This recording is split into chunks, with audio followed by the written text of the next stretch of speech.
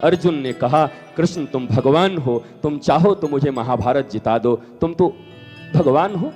अक्कड़ बक्कड़ बम्बे बो 80-90 पूरे 100। भगवान के लिए कौन सी बड़ी चीज है? भगवान कहते हैं तू यही चाहता है ना, मनुष्य रूप में मैं भी आया, तू भी आया, तू ऐसा काम मुझसे करवाना चाहता है कि पूरी मनुष्य प्रजाति समाप्त हो जाए। ये गीता बनता भी क्यों, ये महाभारत हो भी क्यों रहे हैं?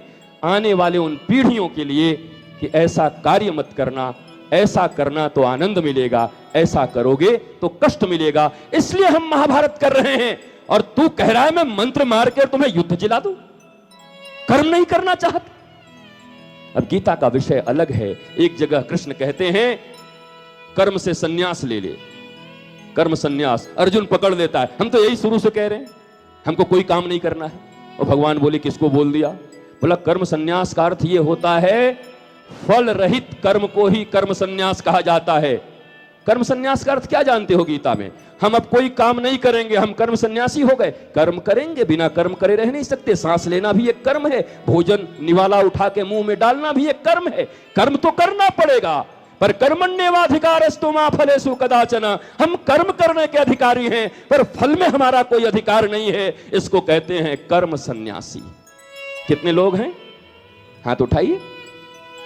कर्म सन्यासी लोगों का चेहरा देखूं, आपके बगल में एक सेल्फी लूंगा कि एक कर्म सन्यासी मुझे मिले जो कर्म तो करते हैं पर फल की चिंता नहीं है। कौन है? हम मनुष्य हैं, क्षितिजल पावक गगन समीरा। इमोशंस है हमारे भीतर में, स्वीकार करना चाहिए। नहीं गुरुजी, अभी तो है हमारे भीतर में। जब कोई कर्म करते हैं तो परिणाम की इच्छा होती है कि अच्छा परिणाम आए। कोई पढ़ता है तो लगता है फर्स्ट डिवीजन पास करे, कोई चुनाव लड़ता है तो लगता है जीत जाऊं। कोई ना कोई तो आकांक्षा होती है गुरुजी, इसलिए कर्म सन्यासी अभी नहीं है।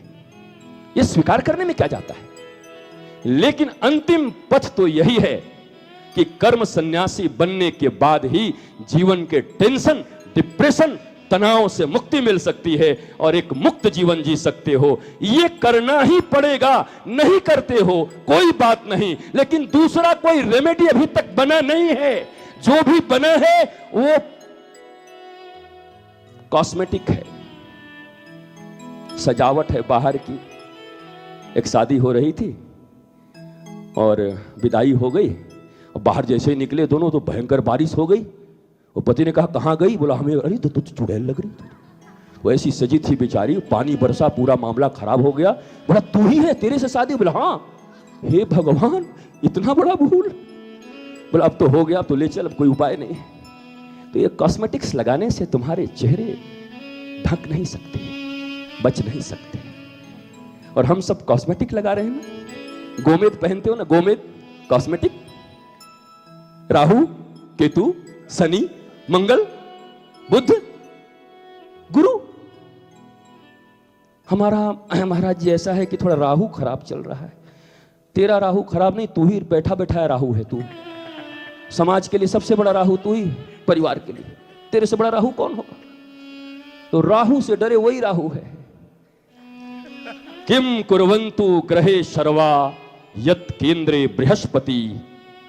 उस व्यक्ति के सारे ग्रह मिलकर कुछ नहीं बिगाड़ सकते जिसके केंद्र में बृहस्पति हो, अर्थात गुरु हो। अर्थात जो अपने गुरु को केंद्र करके चलता है उसको जीवन में कोई ग्रह कभी कुछ नहीं बिगाड़ सकते। यह शास्त्र है साहब, शास्त्र की वाणी है।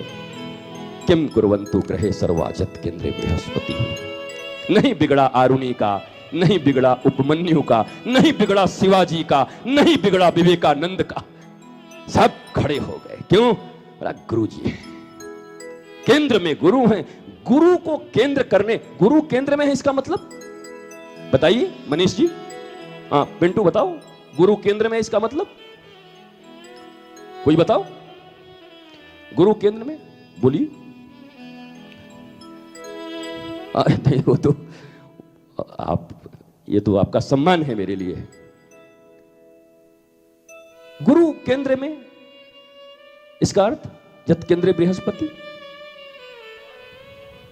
हाँ जी, समझ समझ अपनी समझ। यस ठीक, बहुत अच्छा। और कोई? और कोई?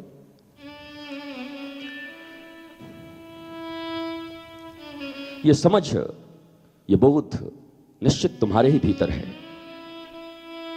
कोई किसी को आनंद दे नहीं सकता, आनंद तुम्हारे भीतर है, डिस्कवर करना है बस। कुछ कूड़े ऊपर हो गए हैं। एक सफाई कर्मचारी की सहायता ले लो, और डू यू नो वो सफाई कर्मचारी कौन है? उसी को शास्त्र में गुरु कहते हैं। ये कोई महान आदमी नहीं, ये सफाई कर्मचारी है जो आपके हृदय में पड़े हुए उस कूड़े को साफ करने में अपनी थोड़ा सा योगदान दे